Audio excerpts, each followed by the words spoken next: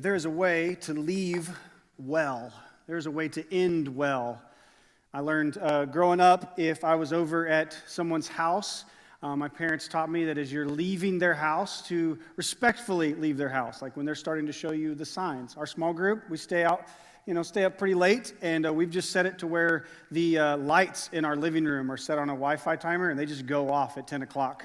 And so everybody's like searching for their stuff, and we're just gonna ask where. So, but there's a way to catch the hint to be like, it's time to leave, and it's time to leave well. Also, when you're leaving somebody's house, probably not a great idea to like peel out of their driveway and scream through their neighborhood and stuff like that. Like, not that anybody in my group has done that, but there's a way to leave well, and there's a way to leave poorly. I was watching this week, Ichiro Suzuki went into the Baseball Hall of Fame. Some of you may recognize Ichiro if you watched baseball for the past, 30 years.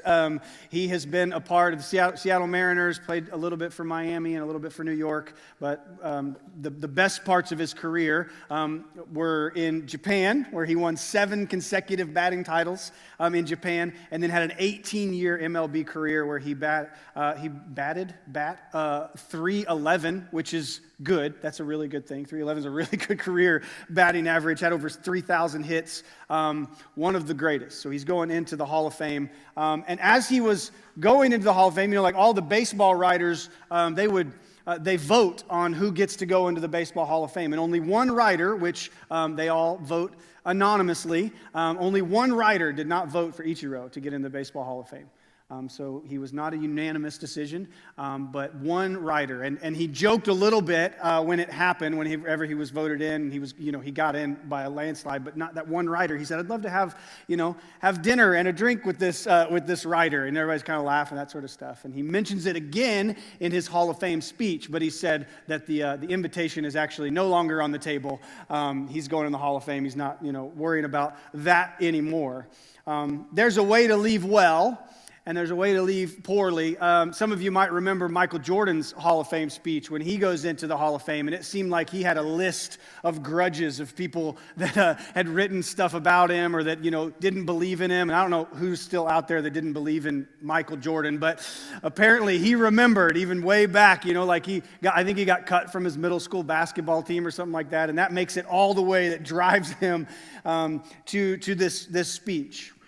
Some people use their Hall of Fame speeches as a chance to take parting shots. Some people, like Ichiro, would use their Hall of Fame speeches to just say, I'm so happy to be here, and I hope that others can follow the path of hard work and dedication that I have, but I'm ready to leave.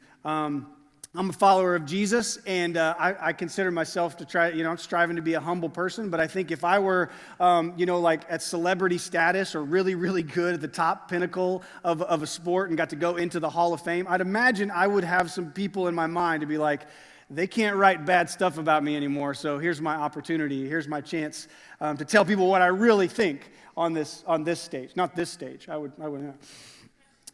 We've been in Deuteronomy for 12 weeks now. It's been quite a summer through the book of Deuteronomy, and I would just want to give you a glimpse of where we've been and where we're going.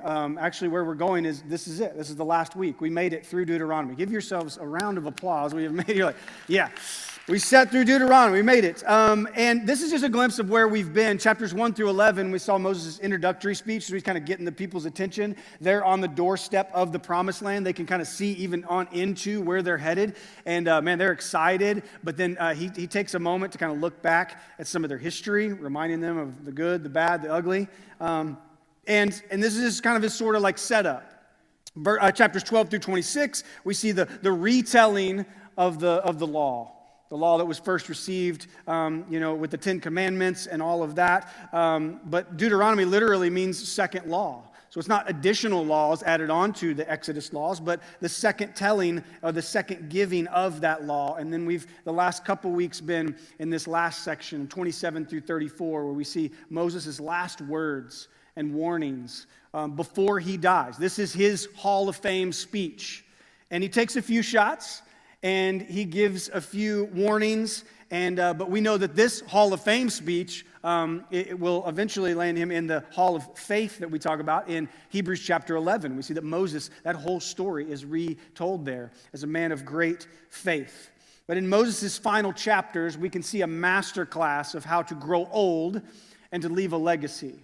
He doesn't go out kicking and screaming, but instead with a deep commitment. This is a man who gave his all to the Lord and to the Lord's people. He went toe-to-toe with a tyrant in Egypt. He mothered a nation of toddlers in the desert.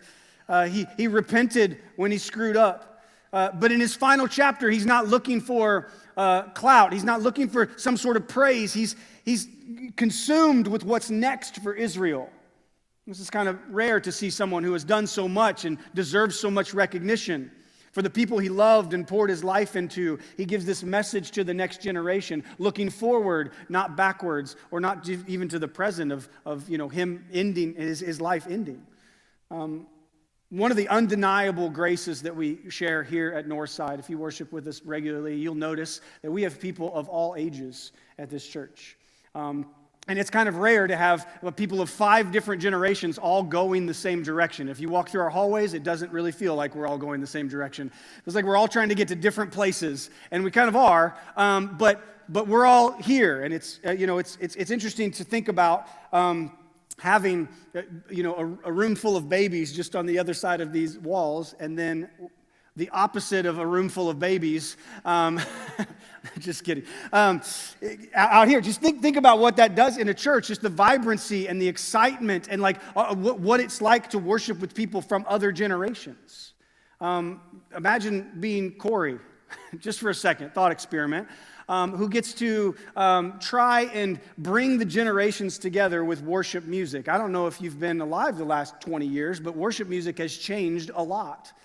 And we have a lot of different styles and a lot of different preferences. Go all the way back to, I grew up in a church pew with a red hymnal, right? And that's where there were no lyrics on the screen. I remember when we put lyrics on the screen, and it was like, well, what about the books? What do we do with the books now? Where are all the notes? How are we supposed to know what to sing? Like, well, it's right up there on the screen. It was like this whole big thing because the transition. Maybe you lived through the worship wars. I hope that you lived through the worship wars, and we've made it on the other side, right? So bringing generations together is something that's not easy. Styles of music are stuff that we hold on to really dearly, and I know the style of music that Corey likes to listen to, and that's not what he's doing up here. So it's like he's pulled in different directions. It goes into preaching as well. When we sit in our preaching planning meetings and we start to talk about what are the felt needs of our people? What do the generations need to hear from young to old? What do they need to hear? And I will bring ideas and stuff even that don't even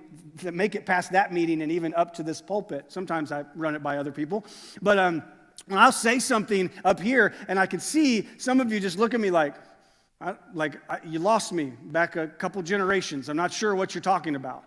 But then I take that same illustration over to the youth service, and they give me the exact same look, where they're just like, we don't know what you're talking about. So maybe it's not like a generational thing. Maybe it's just bad illustrations. I'm not really sure. But it's hard to bring into a room. It can come with its own challenges. Having a church full of different generations is an incredible gift, and we should actively celebrate that gift. But it's also a spiritual danger zone. Not as danger zone to run away from, but something to be cognizant of, something to be warned of. It creates the perfect conditions for all of the sins that Moses has been warning Israel about. This beautiful, messy reality of the different generations and the different preferences all coming into one place. Okay? We see this online. We see everybody who has an email address can get on Facebook, right? But that doesn't mean everybody on Facebook is going the same direction, right? It can get pretty messy. But this reality that we live in here, this is why the command to watch yourself isn't just a suggestion for us at Northside and a suggestion for modern Christians, but it's a survival guide for Christians. One of my favorite authors, A.J. Swoboda, wrote in his book, A Teachable Spirit, he talks about 2 ditches that we can fall into if we are not careful when it comes to multi-generational ministry. Spiritual nostalgia, he says, and spiritual amnesia.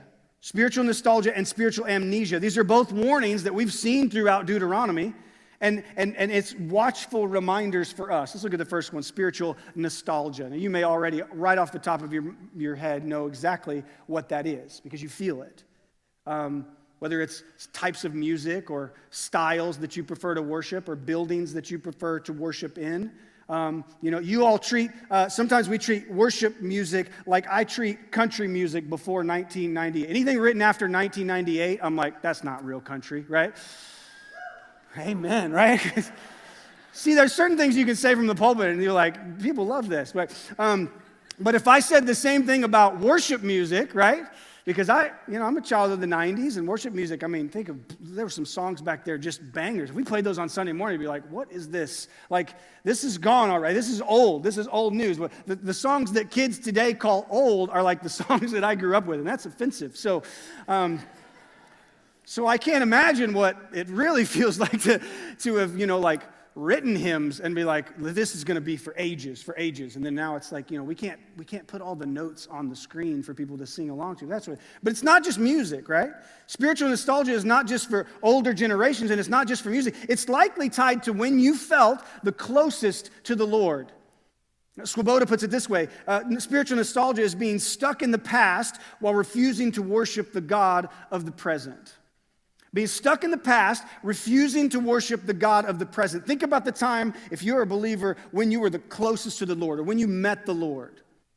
How often do you try to recreate that moment? How often do you try to get back to that place, that style of church, that type of preaching, that moment in time when you just had the feelings that you were so close to God?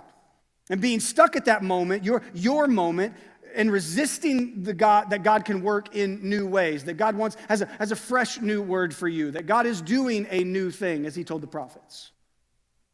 But it's usually in ways that we don't prefer. That usually requires us to hold loosely the practices and the ways that we grew up, or the way that we preferred to connect with God. Some of you went through our Practicing the Way series this last spring, and as you walked through it, you realized there were some things that were not natural. These are not things that we have done growing up. These are not practices that I've practiced before. This is difficult.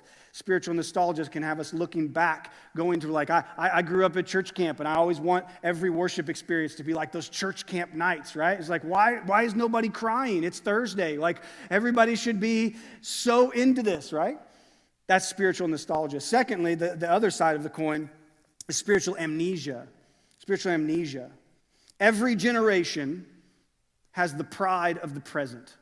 Every generation that's ever existed, even the ancient generations, would look and go, we have it better and are smarter and more well off than the generation before us. Just look at every single teenager who's ever lived, right?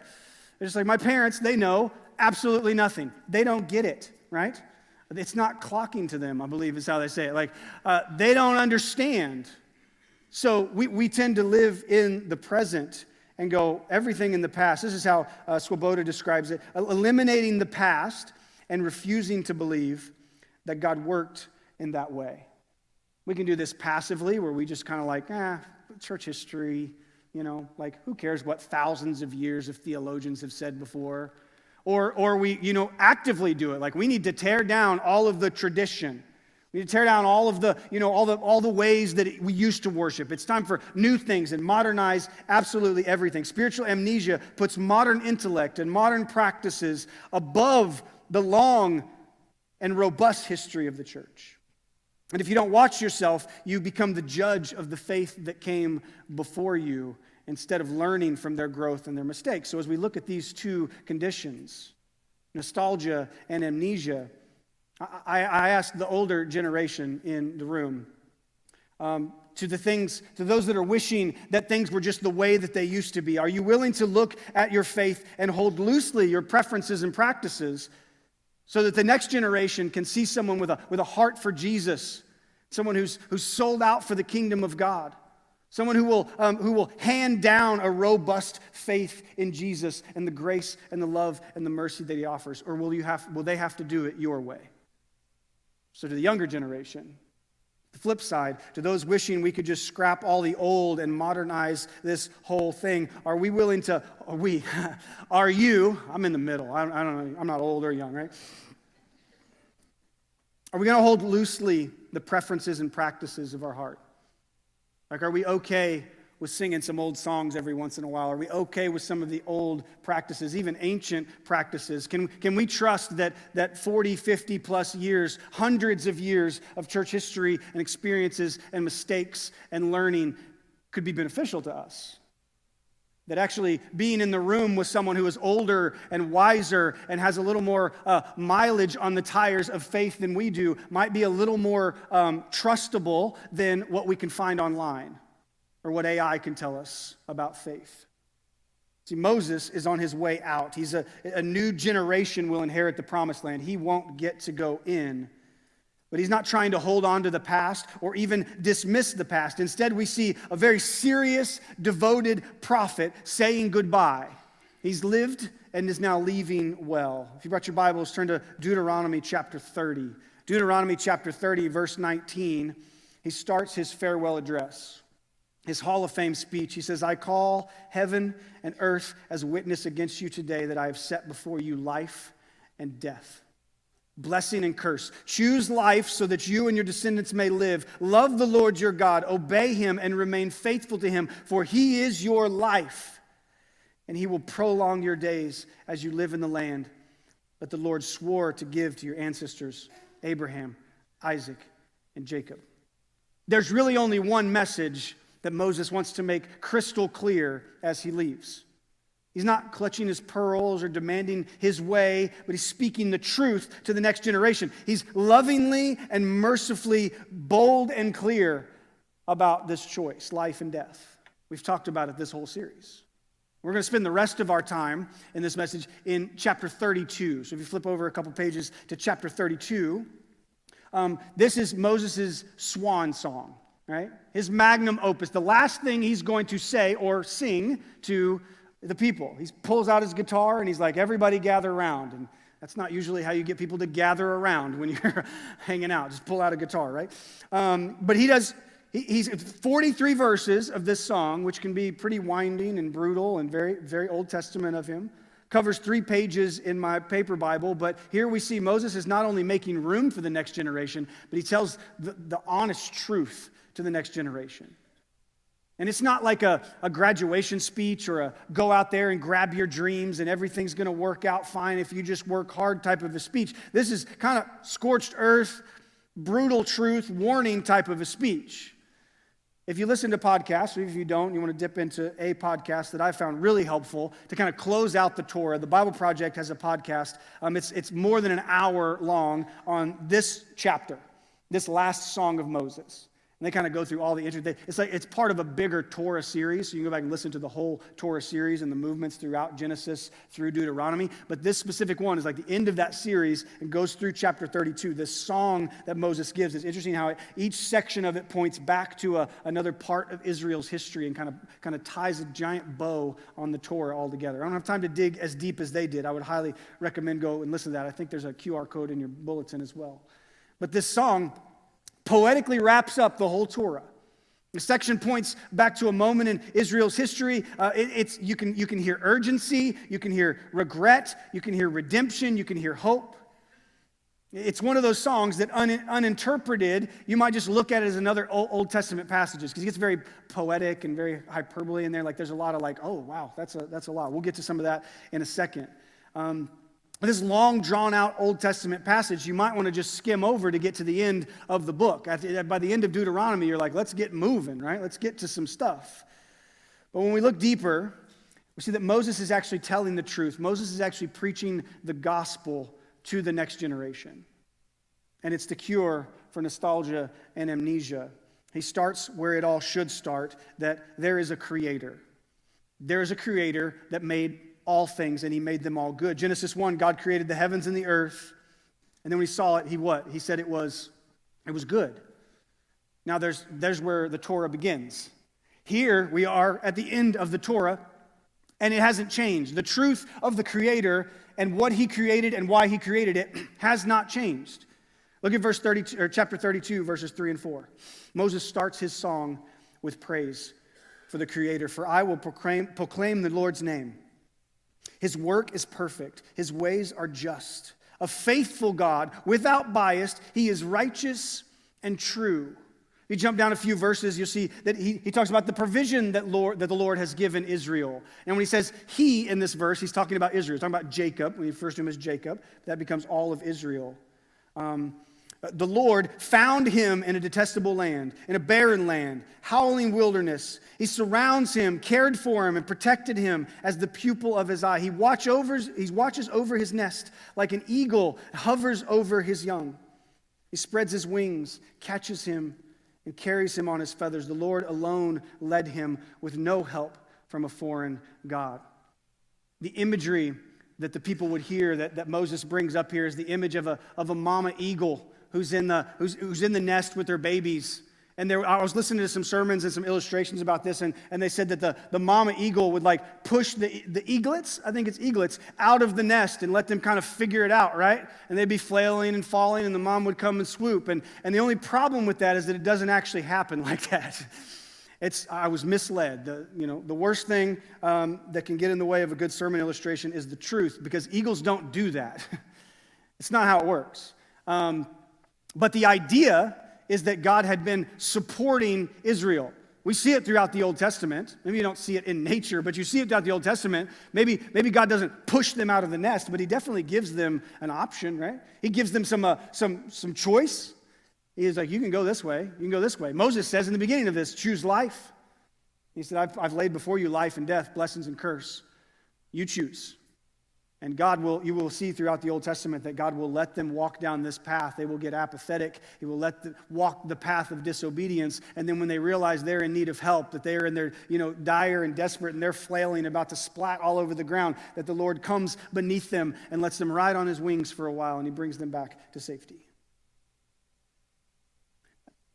My spiritual amnesia often has me forgetting that without his power, without his wings propping me up, without his provision, that I'm just free falling. Like Tom Petty was another guitar song, right?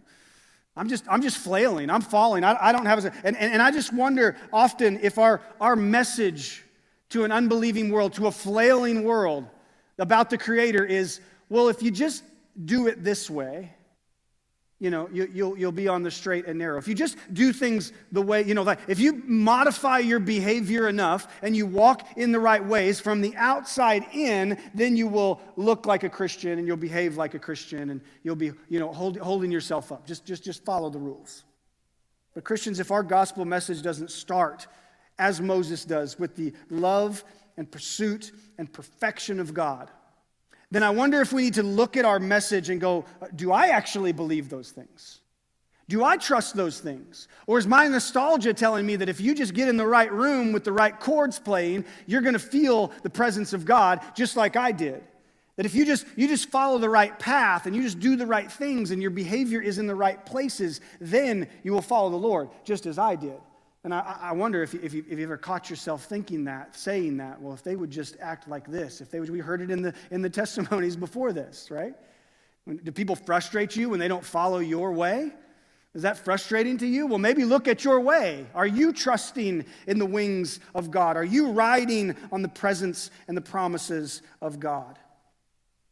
Jesus warned the Pharisees that when they made a convert of another Pharisee, that they were making twice the son of hell that they were. That's the wrong kind of multiplication. When we talk about disciple making, that's the wrong kind of multiplication. We have to be careful when we say we're disciple makers. What are we replicating? What are we multiplying? Are we making sure that people first know that God is faithful and righteous and true and protecting and loving and relentless? If you're familiar with our 3 circles tool that we use in our disciple training, maybe you've seen this before. But that first circle there is the one on the left. It's got a heart in it. The way that God created things that were good. Moses reminds his people and to the next generation, we have a good God who creates good things and wants to love and protect us. This was the plan from the beginning. God created the heavens and the earth, and it was good. Things were going pretty well, but we don't always want God's ways, do we? There's a fairly new childhood diagnosis for behaviors called pathological demand avoidance.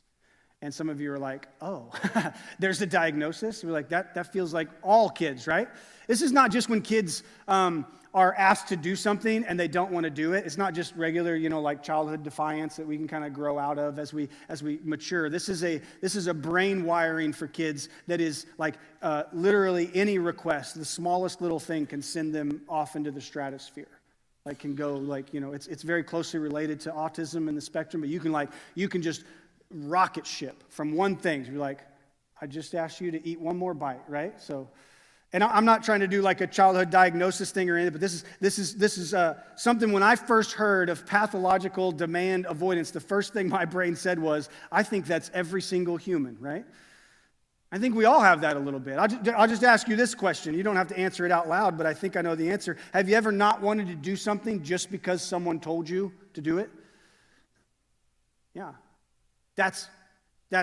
We are demand avoidance. There's something in us that just goes, Think of Adam and Eve in the garden, right?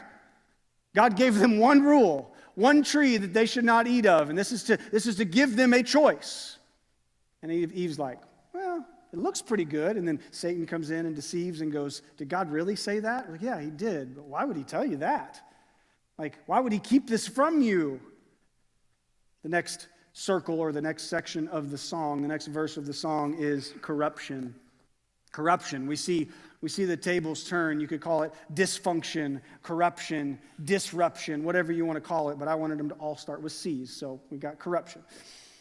Verse 15, the song takes a turn. It says, Jeshurun became fat and rebelled. You became fat and bloated and gorged. He abandoned the God who made him and scorned the rock of his salvation. This is both a little bit of prophecy and history because this is the story of every single one of us. Isaiah says that all of us are like sheep and have gone astray. All of us have chosen our own path. I love how the NIV translates this. It says that Israel got fat and started kicking. Israel got fat, complacent, and lazy and started kicking. Imagine being on a nice, well-fed horse that's got everything for their life, right? You're just riding along on this horse, and then this horse all of a sudden decides it doesn't want to be ridden. It doesn't want somebody on its back, so it starts to kick. Verse 18 says, you ignored the rock that gave you birth. You forgot the God who gave birth to you. This is not an ancient problem. They bucked off the very God that had provided for them. They started thinking that God was riding on their backs and they needed to shed him off as opposed to them riding on him and his wings. This is not an ancient problem. This whole series has been based on how we rebel and how we try to find our own way and how we run fast from God, how we slowly drift from God, how we choose earthly blessing over godly pursuits, how we set up high places of modern idols that block our view of God, how we fail to see that God's blessings and purpose and where they come from. Out of that rebellion, out of the kicking against our Creator comes the consequences of that choice. Back to the 3 circles tool, you can see that these little squiggly lines that come out of the second circle, that's all the paths that we tend to take, right? Again, I go back to these testimonies. I didn't even know if I needed to preach this morning because that was a sermon. This is literally what we do. We come out of, we go to the brokenness of the world. It's corrupted. Everything is, rebellion. And so we look for ways out. We look for ways to control it or to cope with it. All of these different things. We kick this way and we cope that way. We turn anything that feels good, tastes good, or soothes the pain of the brokenness into a lifestyle. And that brings us out of this movement of the song where Moses is like, yeah, there's a lot going on in the world. You have kicked and ignored, and now there are consequences. There are consequences for the faith, for walking the other path, right? We've seen this all throughout the book. The reason that the world created by a perfect God feels like it's spinning out of control is because we have denied the Creator. We have denied what He created is good for us. Verses 19 through 38 just look like this bleak, dark painting of what life looks like without God. And it's not this reactive where Moses is doing something like he's like, everything happens for a reason, and that's not what Moses is doing here. He reads this song to Israel, and before he even reads it or sings it or however he performed it, when he says, before I give you this, I want you to know that this is prophetic, And when you go off into all these different ways and you try all these things and then you finally turn back, this song will be like a pillar standing there in front of you and going, I told you so. This was a warning. Heed the warning. There's a lot of hyperbole here, so we'll kind of wade through some of this stuff. It's kind of funny. I heard in between services that one of our youth interns was like keeping track of the sermon on his phone. And so they keep it up there on the stand, and they're kind of watching, like to see the timing and all that sort of stuff, because, I mean, who knows the timing, whatever. But like he's trying to figure out when we're going to get out, and I guess at some point something happened on his phone, like an alarm or something like that, and it started playing my sermon in the room off of his phone. And I was just really, really hoping that it wasn't this section of Scripture I'm about to read. So if anybody is listening outside of this room, it's time to mute earmuffs. But it's not rated R or anything like that, but it's a little violent. Here's what God says: the consequences of the chaos of the world. Here we go. I will pile disaster on them. I will use my arrows against them. They will be weak from hunger, ravaged by pestilence and bitter plague. I will unleash wild beasts with fangs, as well as venomous snakes that slither in the dust. Outside, the sword will take their children, and inside there will be terror. The young man and the old woman will be killed, and the infant and the gray-haired man. We sum this up pretty good in the book of Romans, where Paul says the wages of sin is death. And this is a very gruesome painting of that, but the consequences of kicking against the Creator is chaos. The opposite of justice is injustice. The path away from mercy brings brutality. Biting the hand that feeds you leaves you wondering, why am I hungry? There's some debate here as to whether the Lord is causing all of this or allowing all of this, and there's some nuance in there that we could dig into, but nonetheless, the consequences are mounting. Just look around. It doesn't take long to feel hopeless. Do you ever feel like every news story is bad and like maybe I shouldn't even look today because it's just going to get worse? Every culture war demands that I choose a side, and if I don't choose a side, then I'm just being apathetic. And church scandals, government corruption, mistreatment of the least of these and the vulnerable. It would be easy for us to throw up our hands and go, it's just too much for us to handle. It's too much for us to do. I can't make a difference. There's too much. You feel bruised by this broken world, broken down by the consequences and the chaos of the world. But we are not without hope. And Moses doesn't leave without hope in this song. Moses gives a glimpse of God's redemptive plan as the song winds down. Now, this is not a song that anybody's going to ask him for an encore of because it's still pretty brutal. But we see the path back to God here. We see the cure. Not the band The Cure. We see the cure. He's going to give us a cure for our sin problem. Moses alludes to here what theologians call the double cure for our sin. The double cure for our sin.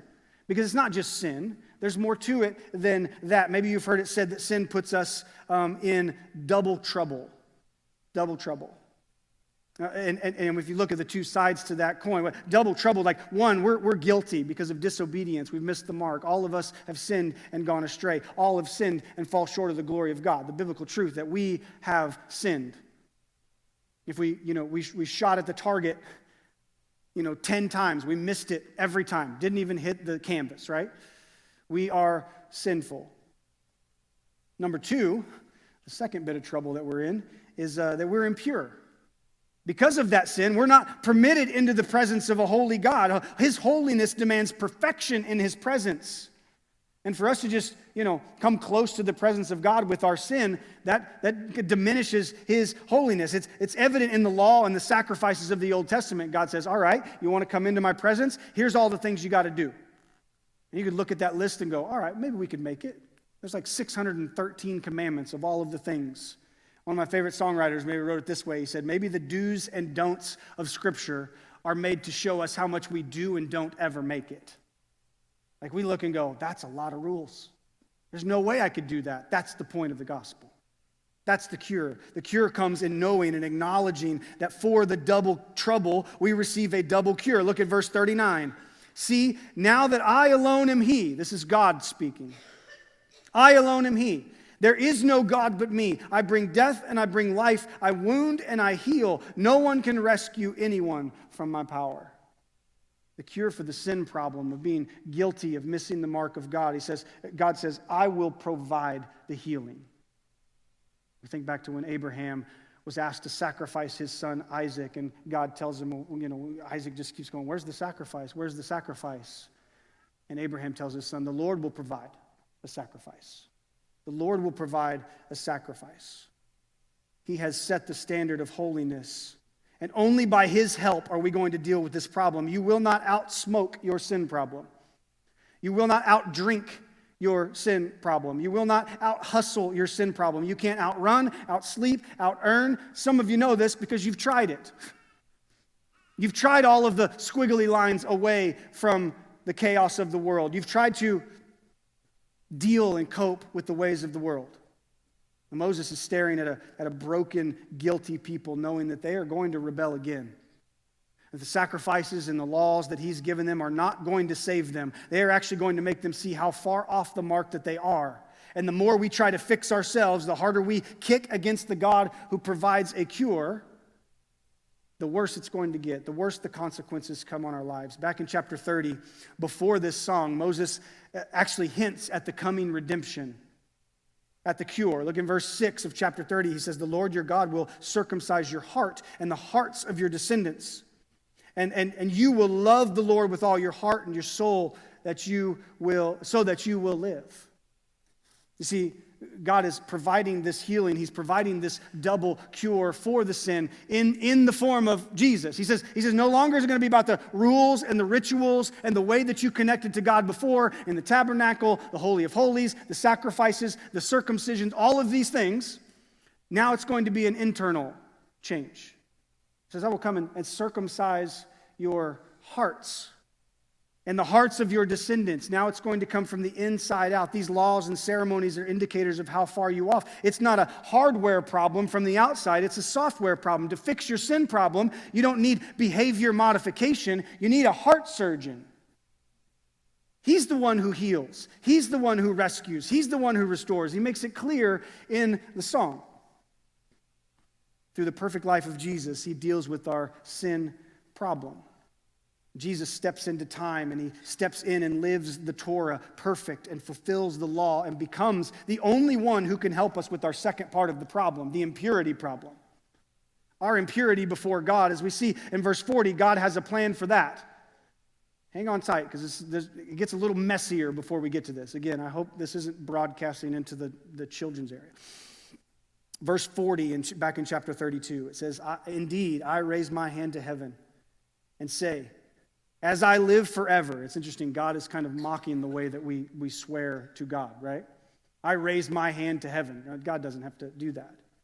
If I have sharpened my flashing sword and my hand has taken a hold of justice, I will return vengeance on my adversaries, and I will repay those who hate me. I will make my arrows drunk with blood, and my sword will devour flesh and the blood of the slain captives from the long-haired leaders of the enemy. Moses is like, do I still have your attention? This song is getting pretty brutal. Talk about a retirement speech. What we see throughout the Old Testament is that God continually makes this promise to set things right. Things that have gotten really messy and bloody and corrupt. He's going to set things right. The double cure for our double trouble. The temporary fix was sacrificing an animal every year. There was a lot of blood and all of that involved in that. But the day is coming for Israel when they will have a permanent cure for that impurity. The book of Hebrews talks so much about this. Look at verse 43, though, back in chapter 32. This is the end. This is the final stanza of the song. He says, Rejoice, you nations, with his people. For he will avenge the blood of his servants and will return vengeance on his adversaries. This is the key right here. I will atone for the land and his people. His land and his people. This is where all of this started in Deuteronomy. They're looking at the land that he is going to give them. God is going to atone his people. He's going to atone the land. Atone is the key word here. It would jump off the pages to the readers of these ancient texts. because they would know the Day of Atonement. This is something they've been doing every single year, where they would bring the blood of a spotless and perfect lamb, and it would atone for their sins for the year. Only the priest could go into the Holy of Holies, and he had to splatter everything with blood. It was a really, really messy situation. Our second problem, that we are impure and we can't appear before God because we are unholy, it finds its cure in the work of Christ on the cross. Saved from the guilt of sin, made pure by the blood of the spotless lamb, the double cure for our double trouble is Christ. If we look back to our three circles, we can see that the path back to the beauty of God is through the cross of Christ. It's through making him the Lord and Savior. It's through making him the King is how we get back to as the New Testament says, everyone who is in Christ is a new creation. And we know that everything that God creates is good. So it's our path back to the beauty of God. Jesus even said it himself, I am the way, the truth, and the life. No one comes to the Father, back to the Father, through the Father. No one gets there without me. Jesus becomes the vindication and the atonement. So where do we go from here? Moses puts down the guitar. We're all looking around going, wow, that's pretty brutal, man. Way to kill the vibes in the room. We're getting ready to go into the promised land. Well, Moses knows that he's not going into the promised land. Where do we go? This message may not be new to you, but looking to the life of Moses and the leaving of Moses, it wasn't enough for him to just know the glory and the goodness of God. It wasn't enough for him to just have the shining on his face of the Lord. He wasn't going to keep it to himself. You see, Moses in the Torah gives us these numerous shadows of what Jesus looks like. It also says that each prophet that comes after Moses, we see just a little more glimpse of Jesus. We see just a little more. Think of what Moses was. He was a child threatened by a tyrannical king. He almost didn't even make it out of infancy.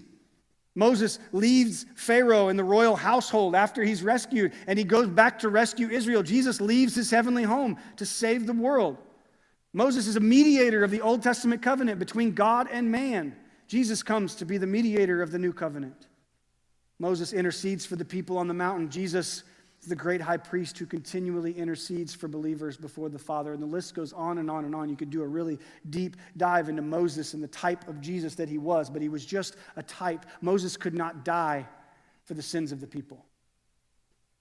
Moses couldn't deal with the double trouble. He was a shadow of all of these things. And more shadows would come. He passes leadership on to Jacob. Jacob's going to lead him in the battle of Jericho. Jacob's going to lead them into the promised land. Jacob's name, who literally means Yahweh delivers. But Jacob couldn't die for the people. Joshua, sorry, I messed that up. Joshua couldn't deliver the people. Each prophet, each judge, each leader would point people closer and closer and clearer to the true atonement that was coming in the person and the work of Jesus, Yahweh's final deliverance. And this is the type of faith I want to leave. This is the type of life I want to have. I want to be the kind of father that my kids, although they don't see a perfect man, will get a clearer picture of the sacrifices of Jesus in me, or the nature of Jesus and who he was. I want to be that kind of husband that my wife, although she won't see a perfect man, she will see a clearer picture of the gentleness of Jesus, the humbleness of Jesus through being married to me. I want to be that kind of minister to college students and young adults and to everyone here in this congregation, that you would see not a perfect person, but you would see a clearer picture through me as we study the Word together on a regular basis, as we worship together in this place. So what about you? While we transition to our closing, I want to give us some time to consider the kind of shadow that we are casting. Moses is on his way out, and he casts this shadow of the one who is to come. Are we committed like Moses to shed off our nostalgia and our amnesia and to cast Jesus on every relationship in my life? I'm going to put a sentence up on the screen, and I want us to just sit in it for a couple minutes. That's the kind of what I want to be. Father, son, wife, sister, husband, brother. What are the things you're known for? What are the things around your life that's the kind of what I want to be. Although they won't see a perfect person, That's not the standard. They will get a clearer picture of what fruit of the Spirit or what attribute of Jesus are you trying to cast onto every relationship in your life. Is it gentleness? Is it hope? Is it sacrifice? Is it humility? That's the kind of Christian I want to be. That people don't look at me and see some perfect version of something I'm faking to be, but that they would get a clear picture of the person of Christ in the shadow that I cast. I'm just going to sit in that sentence for a couple minutes, and we're going to worship our way out of here.